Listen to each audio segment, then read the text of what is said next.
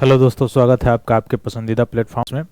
आज हम लोग बात करने वाले हैं जो इसरो का जो स्पेसडेक्स जो मिशन था, जो डॉकिंग सिस्टम के लिए भेजा गया था, वो आज सक्सेसफुली जो है वह अचीवमेंट उसमें प्राप्त हो गई है।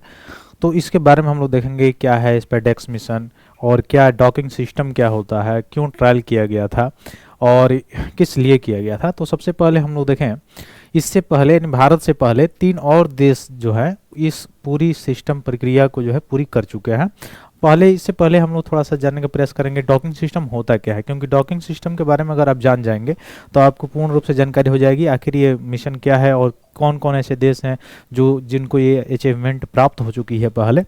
तो डॉकिंग सिस्टम वो सिस्टम होता है, जैसे यहाँ से सैटेलाइट गया है कोई, तो सैटेलाइट अंतरिक्ष में या अंतरिक्ष स्पेस जो एजेंसी है वहाँ पे वो क्या कर रहा है, घूम रहा है। और एक वहाँ से जो रोवर वगैरह होता है, जैसे चंद्रमा पे गया हुआ है, तो वहाँ से कोई मटेरियल्स या कोई चीज़ जो है चट्टान वगैरह या वहाँ से कोई मुख्य रूप से साक्ष्य एविडेंस लेके आ रहा है। तो एविडेंस लेके आने के बाद उन दोनों को क्या करना, जोड़ना। डॉकिंग मतलब जोड़ने की जो कड़ी होती है उसको क्या कहा जाता है, डॉकिंग कहा जाता है। यानी जो वहाँ से आता है, यानी चंद्रमा पे जो उतरा है वह जो ऊपर आएगा और ये घूमता रहेगा उसकी क्लास में, और उसकी क्लास में जब घूमता रहेगा तो उसके नियर अबाउट जब आएगा तो क्या कर लेगा, डॉकिंग कर लेगा, यानी एक दूसरे से जुड़ जाएगा। तो और उसके बाद से आसानी से उसको अंतरिक्ष जो स्पेस एजेंसी है वहाँ से लेके सीधे पृथ्वी पर लाया जा सकता है। तो एक तरह से यह डॉकिंग का मतलब आप समझ गए होंगे कि क्या होता है कि दो जो सैटेलाइट्स होते हैं उनको आपस में जोड़ने की जो प्रक्रिया होती है उसी को डॉकिंग कहा जाता है। ठीक है, तो इससे पहले अमेरिका, चाइना और रसिया यह जो है सक्सेसफुली यह जो है कार्य कर चुके हैं।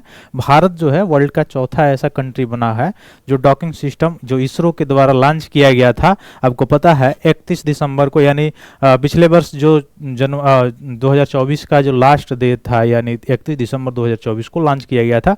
वह मिशन था कौन सा, स्पेसडेक्स मिशन। और इसी स्पेसडेक्स मिशन के द्वारा पीएसएलवी के द्वारा, आपको पता है पीएसएलवी जो पोलर सैटेलाइट लॉन्च व्हीकल था उसके द्वारा सैटेलाइट लॉन्च किया गया था। ये मतलब एक तरह से एक ट्रायल किया जा रहा था ताकि आने वाला जो अगला मिशन है जो इसरो का, जो आपको पता भी है, वह मिशन है चंद्रयान 4 मिशन।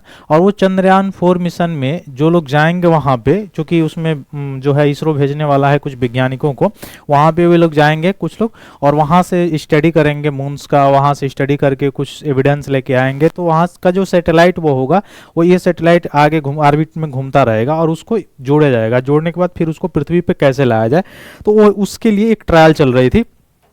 और ये ट्रायल आज जो है क्या हो गया है, सक्सेस हो गया है, सक्सेसफुल हो गया है।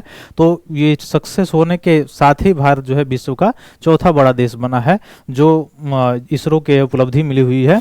कि इससे पहले जैसे अमेरिकन स्पेस एजेंसी, जैसे आपको पता ही है नासा, हालांकि नासा में जो आपको पता है कि सबसे ज़्यादा प्राइवेट प्लेयर्स का ही योगदान होता है। अपने वहाँ इसरो में अब थोड़ा सा, जैसे 1991 के बाद से थोड़ा सा इसको फ्री किया गया, लेकिन अब इसरो में अब थोड़ा सा जाके पीपीपी मॉडल का प्रयोग किया जा रहा है, जिसके तहत उसमें थोड़ा सा उदारीकरण करने के कारण उसमें प्राइवेट प्लेयर्स का भी योगदान मतलब उसमें है।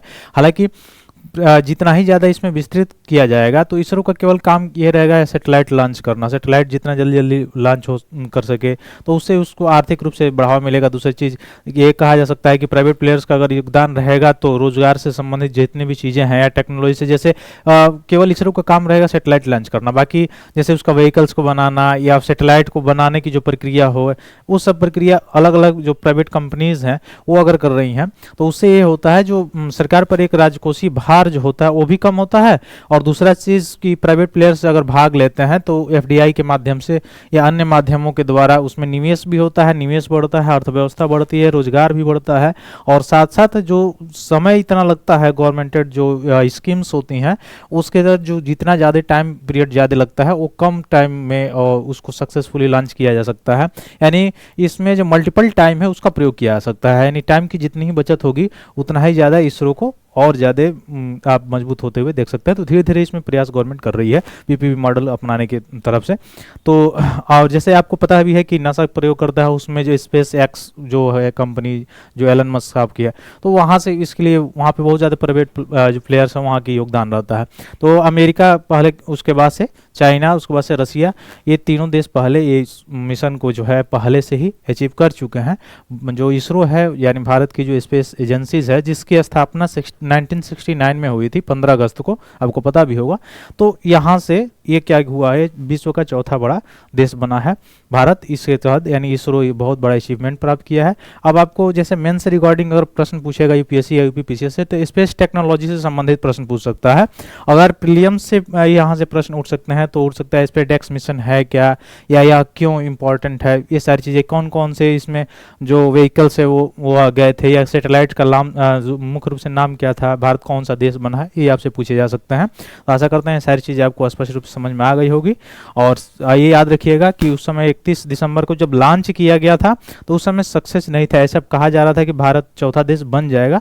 आज जो है वह सक्सेसफुली जो है अचीवमेंट वो प्राप्त हो चुकी है। तो आज जाके अब जाके भारत जो है यानी इसरो का मुख्य रूप से चौथा बड़ा, मुख्य रूप से पूरे विश्व में चौथा बड़ा भारत जो है देश बन गया है, या जो डॉकिंग सिस्टम में। तो अब आप याद रख सकते हैं। तो ये सारी चीज़ें, ये सारी इन्फॉर्मेशन आपको समझ में आया है, तो लाइक कीजिए, सब्सक्राइब कीजिए और ज़्यादा से ज़्यादा शेयर कीजिए दोस्तों। बहुत बहुत धन्यवाद। जय हिंद।